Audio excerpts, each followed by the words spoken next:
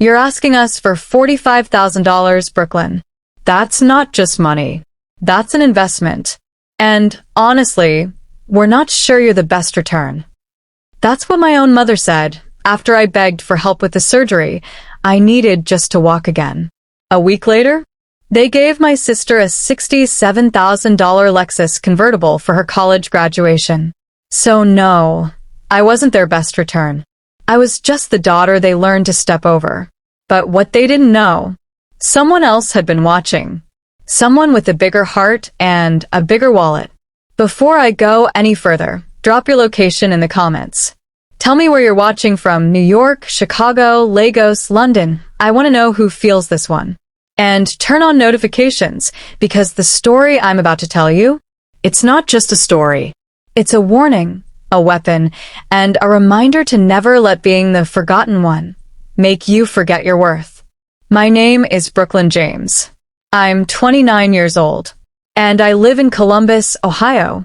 You might know me now as a small business owner, a trauma-informed yoga instructor, an advocate for women's physical and emotional healing. But a year ago, I was limping across a factory floor on a blown-out knee, eating ibuprofen like Tic Tacs, because my family decided my pain wasn't financially reasonable. The injury happened at work. I was helping a coworker lift a crate when my foot caught on a slick patch. My leg twisted, my knee popped, and everything after that became noise. I was diagnosed with a full ACL tear. Surgery was urgent. The specialist told me if I waited too long, I'd risk permanent damage and early arthritis. The surgery would cost $45,300. I had $2,000 in savings. So I did what daughters are trained to do when they're out of options. I called my parents. I told them everything. The injury, the cost, the timeline, the pain I was living in. My dad was silent the whole time. My mom sighed and said, "We'll talk about it and get back to you." But, Brooklyn, this is a big ask. 3 days later, I got the call. "We're really sorry, but it's just not a responsible use of money. We're helping Brielle get her life started. You're already on your feet, figuratively speaking." Yes, she said that. So imagine the whiplash when, exactly 9 days later, I opened Instagram and saw, "Congratulations, Brielle. You earned it. Hashtag Lexus Life, hashtag blessed and grateful." There she was, my little sister, sitting in a cherry red Lexus LC, top down, new plates glinting in the sun. I didn't scream. I didn't text. I didn't comment. I just closed the app, slid my phone across the floor, and stared at the wall. I wasn't shocked. I was broken.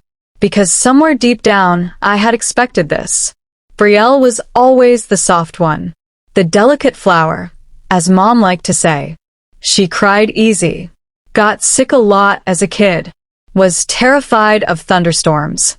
I was the strong one, the tough cookie, the fixer, the helper, the resilient one. But the truth? Sometimes people call you resilient just so they can get away with neglecting you. I went back to work because I had to. I limped, braced, winced through every shift, until the day my body said no more. I collapsed while moving a patient cart, buckled straight to the ground. The ER nurse said, "Your knee's deteriorating. You've got bone-on-bone contact now. This should have been taken care of months ago." Yeah, I knew that. But that's when the miracle happened. Not from the parents who failed me. From the one person who had always been quietly watching. His name is Grandpa Leon, my mom's dad. Widowed, retired from a life of working union jobs, saving every dime like it was sacred. I hadn't even told him about my injury. But when I didn't show up to his weekly grocery run, he called. And I broke. I told him everything. And all he said was, "You rest. I'll handle this." 3 days later, he walked into my apartment with a crisp, white envelope. He placed it on the table. Inside, a check for $46,000. Tears welled up before I could even thank him. And he said something I'll never forget. "You've been carrying too much for too long. This isn't charity. This is justice. The surgery was booked that week. Recovery was long, painful, but healing. And do you know what Grandpa Leon did next? He went to his lawyer, removed my mother and father from his estate, transferred joint ownership of his home to me, and set up a trust in my name to make up for every year they let you carry yourself alone. When my parents found out, they were furious, said I'd poisoned Grandpa, said I was punishing them for having to make a hard decision. But I didn't respond, because silence is how I heal now, and truth is the legacy Grandpa chose to leave with me. It had been 5 weeks since my surgery. I was recovering slowly, learning to trust my leg again, relearning balance, feeling muscles twitch back to life after months of bracing and limping. Each step felt like peeling away a layer of betrayal from my own skin. And just when I started to feel solid again, she showed up. Brielle, wearing platform heels and guilt like perfume. She didn't call, didn't text. She just knocked on my apartment door on a Wednesday afternoon like she was dropping off Girl Scout cookies. I stared at her through the peephole for a full 30 seconds. I should have ignored her, but some wounds demand confrontation before they'll close. So I opened the door. "Hey," she said, voice soft, lips glossed. "Can I come in?" I stepped aside wordlessly. She walked in like she belonged there, like she hadn't posted that Lexus reveal video for all the world to see while I lay icing my knee in a folding chair. "Your place looks cozy," she offered, scanning the small studio apartment I could barely afford while I was on leave. I didn't reply. She cleared her throat. "So, I heard about Grandpa's trust." There it was. Not the surgery, not the pain, not the months I'd suffered while she raced through the city in luxury. No. She heard about the trust. "I came to say I'm sorry," she said quickly. "About everything. I should have spoken up when Mom and Dad said no. I didn't want to cause a scene." I looked at her, long and hard. "You didn't want to cause a scene, but you sure didn't mind posting one." She blinked, swallowed. "That wasn't about you, wasn't it?" I asked. "You knew I needed help, and you said nothing." "I didn't know it was that serious." "You knew. You just didn't care." The words hung there, heavy, true, and she didn't deny it. She sat down on the edge of the couch, folding her hands like she was about to deliver a eulogy. "I was scared," she said. "I didn't want to lose what I had. I've always felt like you're the strong one, the one who didn't need help. And I guess I leaned on that. I didn't flinch, because I'd heard it before. You leaned on it because it let you off the hook. That doesn't make you scared. That makes you selfish." Her eyes welled with tears. Whether they were real or rehearsed, I wasn't sure. Then she dropped the act completely. "Well, can you at least talk to Grandpa? He's freezing me out. He won't return my calls. I think you're the only one he's listening to right now." There it was. The real reason she came. Not to heal, not to atone, but to negotiate her way back into the family fortune she thought she had secured by simply being the favorite. "Did Mom and Dad send you?" I asked. She looked up, startled. "No." "Why would you?" "Because this is exactly their strategy. Send the soft one in first. Guilt trip me into a conversation. Maybe into forgiving you. Then make me look ungrateful when I say no."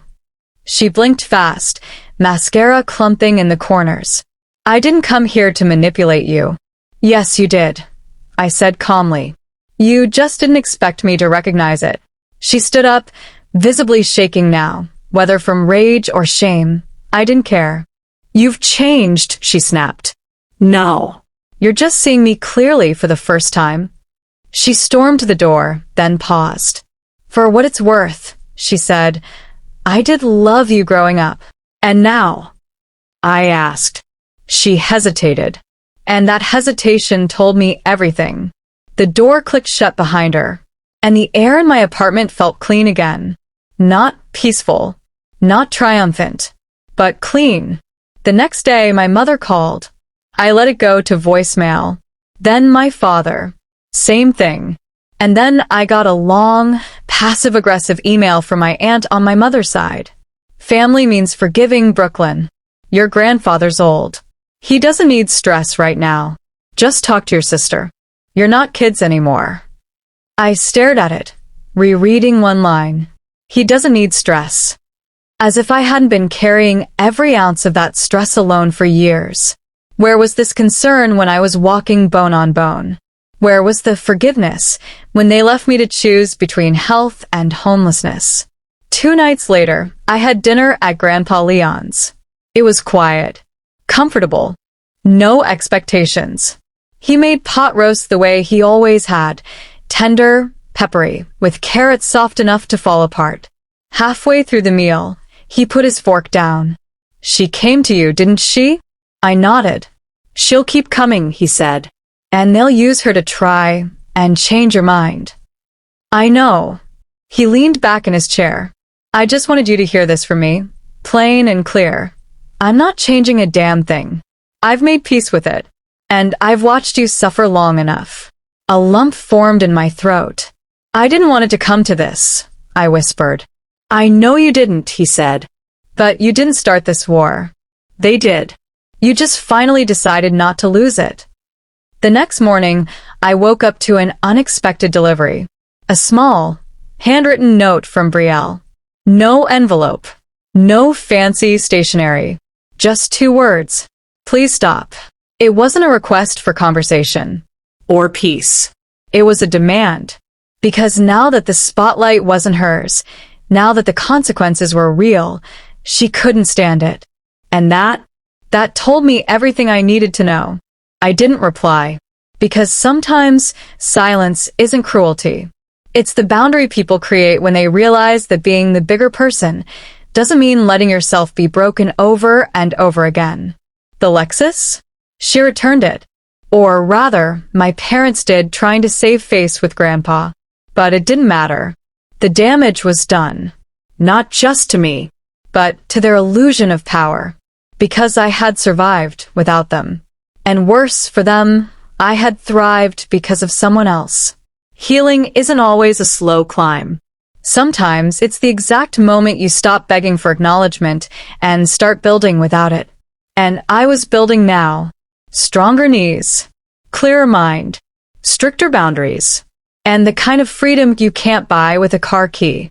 You learn a lot when people think you're weak. They start talking around you. They assume you won't catch the subtext. They assume you can't read between the lines. But what they always forget is this. Quiet people notice everything. And I had been noticing for years.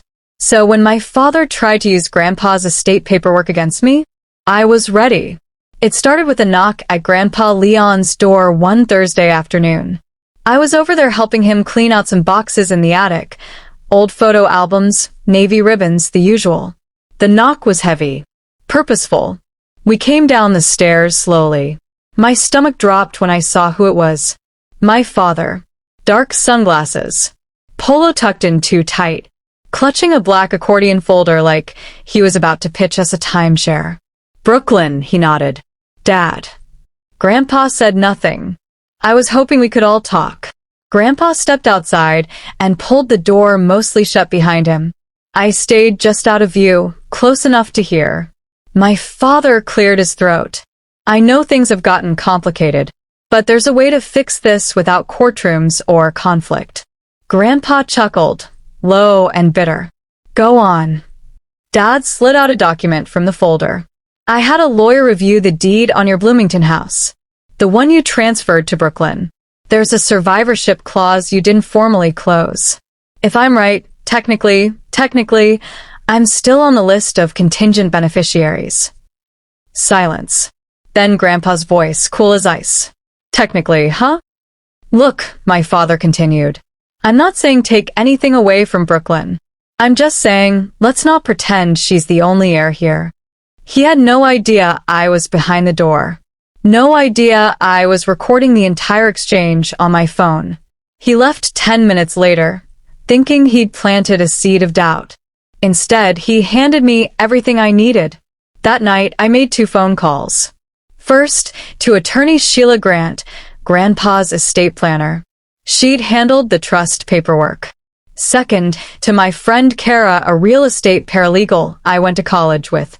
I emailed them the recording. I asked them both the same question. Can a survivorship clause override a direct trust assignment? Sheila called me back that night. You're safe, she said. Your father's clause was voided the moment your grandfather filed the living trust document with a named successor. The house belongs to you, fully and legally. Then she added, but it's smart to update the deed again. Preemptively. Just to tie up every loose end. And we did. Grandpa and I sat at the notary's office on Monday morning and signed every document with full legal clarity. I was the sole successor trustee. The Bloomington house belonged to me. No surviving children or family members would hold contingent interest unless named in writing. Grandpa smiled as he slid the pen back across the desk. That should shut him up. I didn't gloat. I didn't post it. I just mailed a copy of the notarized deed straight to my parents' address. No note. No return label. Just the cold fact of it all. And I knew when they got it, because Brielle posted a vague tweet later that day. Some people change, but not for the better. She still didn't get it. A week passed. Quiet. Then I got an invitation in the mail. A baby pink envelope with silver script. Brielle's graduation party. You'd think after everything, I wouldn't be invited. But there it was, my name. Embossed. Pretty and polished. I laughed. Of course they wanted me there now.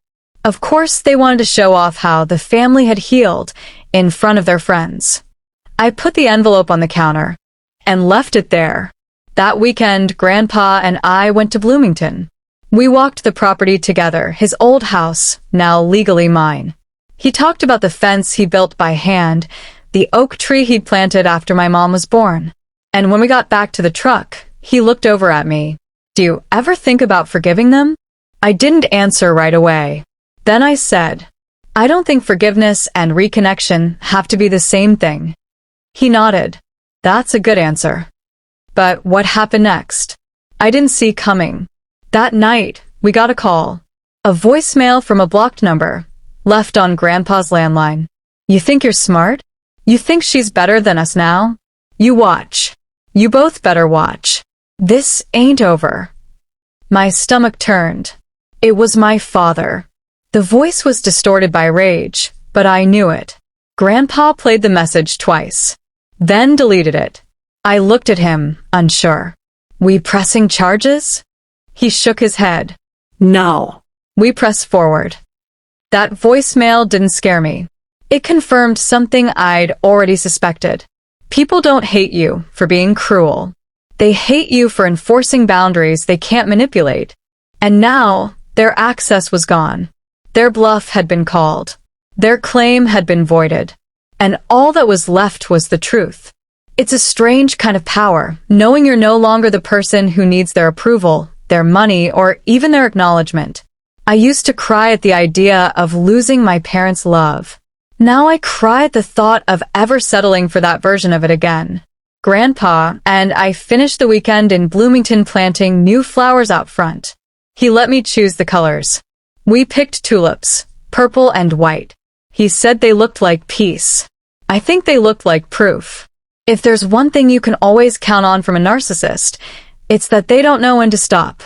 They don't know how to lose gracefully. They don't know how to accept when the person they once controlled is now untouchable. So when my father couldn't manipulate me, couldn't silence Grandpa, and couldn't undo the trust, he made his next move the only way cowards do. He tried to sabotage me from the shadows. The call came on a Monday. I was halfway through reviewing a student injury report at the physical therapy clinic where I worked when my supervisor, Ellen, knocked lightly on the office door. "Brooklyn," she said gently. "You've got a weird call. Line 2. Guy says he's a concerned family member." That sentence alone sent heat rushing to my face. I picked up the receiver and said nothing, just listened. The voice on the other end was calm. Too calm. "Hi, yes. I'm calling about Brooklyn James. I'm her father. I thought someone at your facility should know that she's been mentally unstable. She recently got control of a large estate and may not be emotionally well enough to be working with patients, especially vulnerable ones. I said nothing. Not yet. Let him dig the hole. I'm just trying to protect your clients, he added. I hope you understand. And then he hung up. I stared at the phone for a full minute. Then I stood up, walked straight to Ellen's office, and closed the door. I know who that was, I said. She didn't look surprised. She sat back, arms crossed, calm but attentive. Tell me everything, she said. So I did. From the ACL injury to the Lexus. The trust. The fake apologies. The voicemail. The estate drama. All of it. Ellen didn't interrupt once. When I finished, she said only one thing. Do you want me to report the call to HR? Or do you want me to file it with security? That's when I realized something. My father thought he was exposing me, but the people in my life now, they already knew who I was and they respected me for it. The next day, I got a small envelope on my desk. Inside was a handwritten card from Ellen. Brooklyn, some people lose access to you and think that gives them power. But what they've really lost is relevance. You're safe here, and you're believed. I didn't cry then, but I did later, at home alone, because I finally understood. I wasn't fragile. I was protected. That week, I decided to file a formal report through our legal counsel, flagging the call and submitting the recording of the voicemail from earlier that month. It wasn't about revenge. It was about record, documentation, proof. Because if he ever tried again, I wouldn't just have my voice. I'd have evidence. 2 weeks passed. Quiet. Until one morning, I got a text from an unknown number. Dad, you always had to ruin everything. I didn't respond. I forwarded the message to my HR contact and blocked the number. Later that day, Ellen called me into her office again. Just got off a call with our legal team, she said. They're issuing a no-contact advisory internally. If anyone receives communication from your father, we'll handle it through our lawyers. I nodded, and then, unexpectedly, she handed me a small sealed envelope. It was a letter of recommendation. I know you're not going anywhere, she said, but in case you ever need to show someone who you really are, this might help.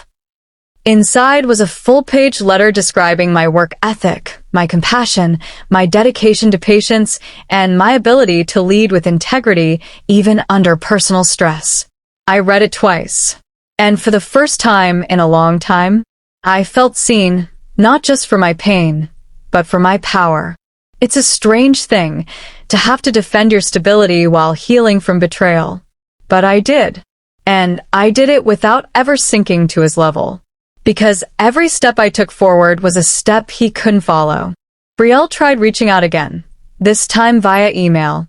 The subject line read, "Let's fix this." The message was short. I don't want to keep being enemies. We're sisters. Can we at least have coffee? No accountability. No apology. No mention of the call my father made. No recognition of the damage. Just a shallow peace offering. I closed the email. Didn't delete it. Just let it sit.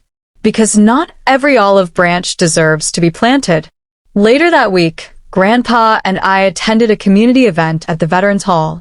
He was being honored for decades of service, military and civic.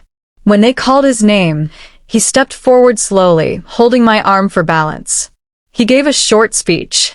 And when he looked at me at the end, he said, "They tell you that family is who raises you, but sometimes family is who stands with you when the rest walk away."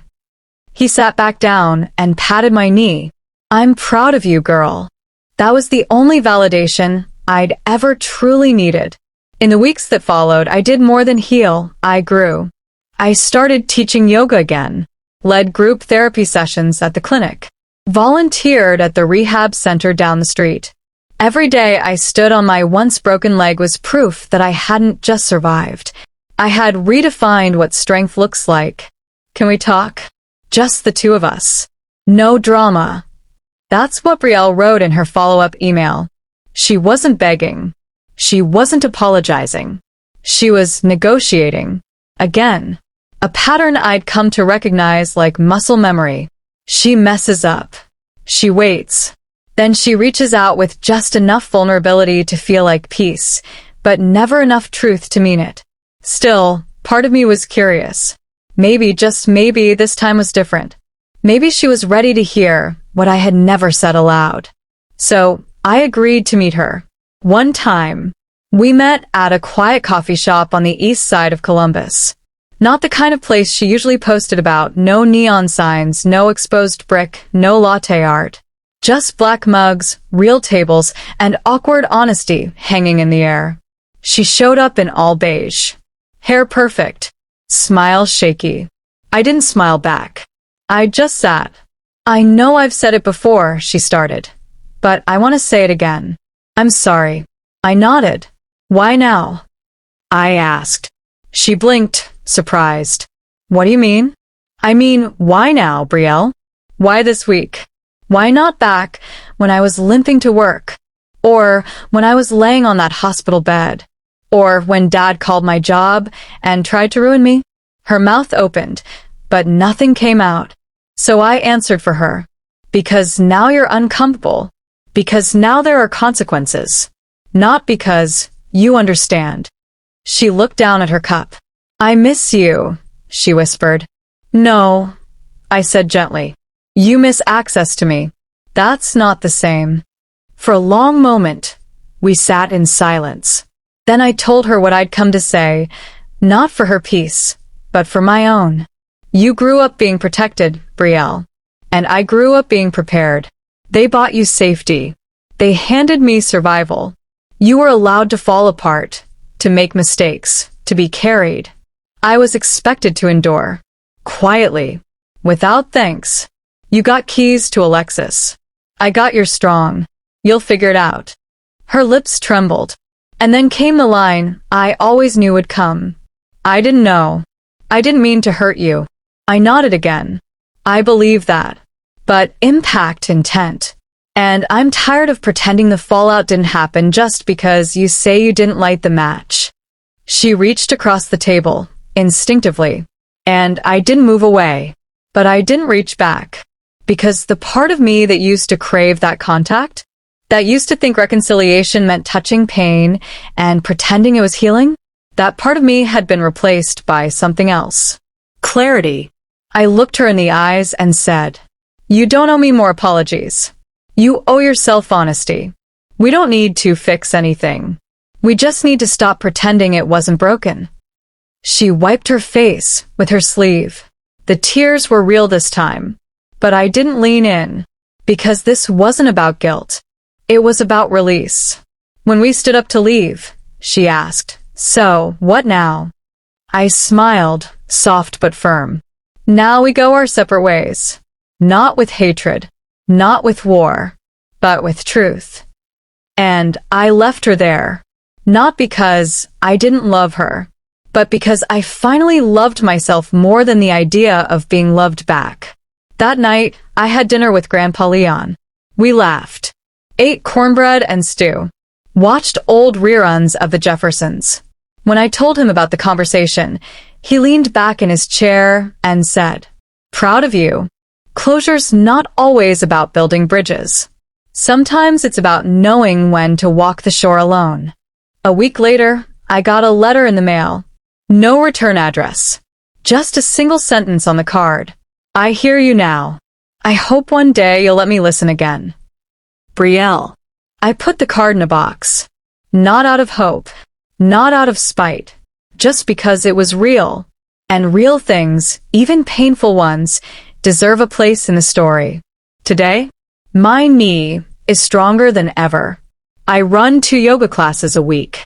I mentor teen girls on setting boundaries. And I sleep deeply, without worrying who's calling my boss or whispering about me behind my back. Because I know who I am. I know what I survived. And I know what it cost to rebuild myself without the people who were supposed to protect me. So if you've made it to the end of this story, and you're someone who's been left behind, overlooked, or underprotected, let me tell you this. You are not crazy. You are not too sensitive. You are not wrong for finally saying enough. You are a storm someone thought they could outrun. And now that they see you standing in the sun, that's not arrogance. That's just the rain drying off your shoulders. My parents lost a daughter the moment they chose luxury over love. My sister lost a best friend the moment she decided silence was safer than standing up for me. But me? I didn't lose anything. I found everything. Strength, peace, And the kind of freedom that no amount of money can buy.